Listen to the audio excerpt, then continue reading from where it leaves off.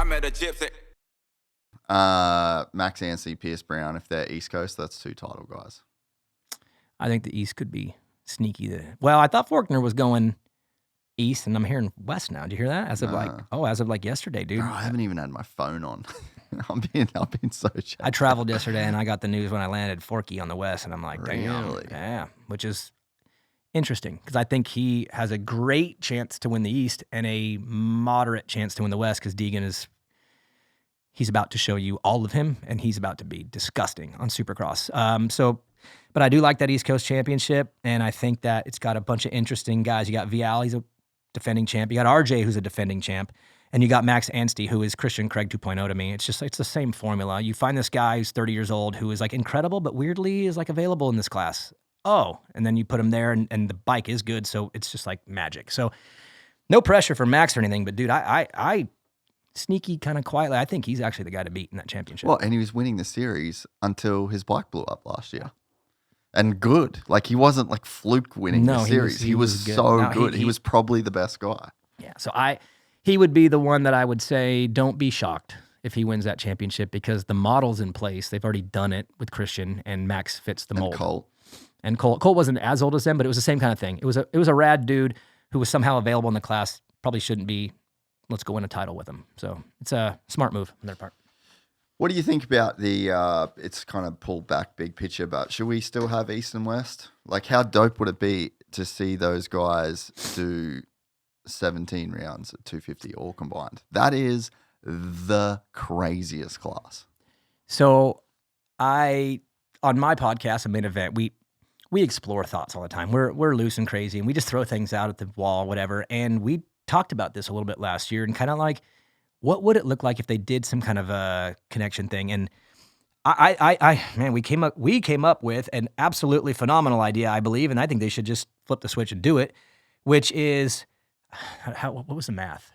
You're running like six East West. 6 West, 6 East, and then you combine them for a 5 East-West championship. Yeah. And I don't think you do the carryover in the points. I don't think you have to be that overly creative. Don't weird it up.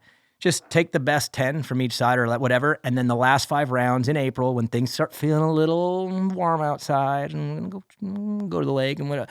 No, drop the 250 National Supercross Championship on them in the month of April. Boom! And those showdowns, dude, they're always the best, man. And give us 5 and make it a title. Yeah, make it a thing. That would be, to me, the easiest way to do it.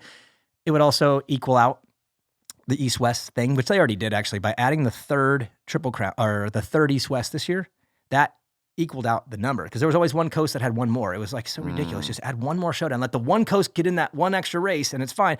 And they did that. So to me, that's an improvement. We'll get 3 showdowns, but let's go for 5. Put them in April. Make it a title. That'd be probably the wildest month ever. Those guys, because they're so crazy at that. They're just so locked wrist. You know what I mean? So yeah, I'm with you. Should happen. But I wouldn't put it past them to do it though, because they keep doing things. If you notice that they are doing things, and that's one thing I hope that everyone does appreciate right now. They are doing things. They added SMX. They added Triple Crowns. They've added another East-West show. They are throwing stuff in to make it better. And sometimes we get a little bit like that. It is getting better. And sometimes we have this thing of, damn, this sport of it just get out of its own way. And that doesn't mean it can't in ways. It could get out of its own way in a few areas. But as far as the competition side of it, the racing side of it, they've made a lot of advancements that are better. And then there's whoops. I wonder what they're going to do this year. I feel like they might. 10. They are? No, I don't know. I'm just... Oh, no, I'm the same, bro. Just 10. Just 10. Make it 10. 10. Well, I'm not going to rehash my whole thing, but it's just like 3 plus 3 plus 3 plus 1.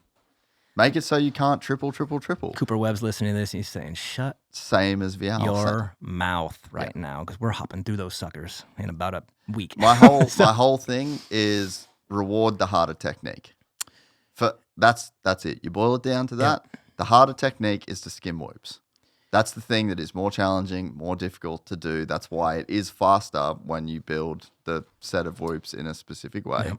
And what you're doing is you're removing a layer of the sport. And I think they're doing it because they don't want to watch Jet win by 30 seconds every race. That's my honest thing. You can call me a dick rider all you want. I think they're going like, you know what? If we keep whoops the way they were, Jet is winning every single race. We saw what happened with James. We saw how that played out. So you want to take away his strength. They're just pulling it back. And they'll say it's about safety and there's data. Maybe. I don't think so. We still have huge concrete pads next. We're not playing a safe sport. No. So, I don't know if I buy that, but I am definitely on the theory of they saw James Stewart destroy everybody in whoops for so long. And they're like, we're not doing that. And they're like, we're not doing this again. Because maybe if the whoops were that gnarly every single weekend, Jet would. There's too much to overcome. Jet has more tools to pull from than everybody else. He was given some definitely get some gifts, but he's sharpened himself into being the most ridiculous motorcycle rider I've seen in a long time. It's crazy. And when you make it more challenging and more technical and more difficult, it separates. But why I like the whoops tough, and again, this is coming from a 5'5" guy here who hated them. Okay, but why I like them now as a fan is because they cause mistakes. And in this sport where everyone is so good now, everyone's so equal all the time, and we watch these races and we're like, and not a lot happens sometimes, and it's because there's not enough mistakes being made. And that's a combination, I think, of sometimes the dirt is too good. I really do. I think a really nasty, ruddy, jacked up track and then a really dry, hard pack, crappy track, those are your best tracks because they cause mistakes and you have to think more. Oh, dude, Seattle last year in the 450s was the gnarliest race. Because they were challenged.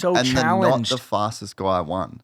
Cooper Webb found a way to win. Because it changed the game. It wasn't speed, aggression, and pain. Like I said, when it's good dirt, they're going too fast, man. But when it's bad dirt, which sucks to say, but the worse the dirt, better the racing, it changes the entire feeling of it when the track is like that. And so for me, Jet, you want to challenge everybody. You want to do that, but at the same time, I do understand making it all about that because he is better than everybody. So you just make it 10.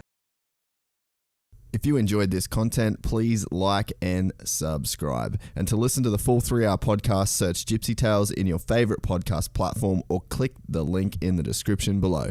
Gypsy Gang.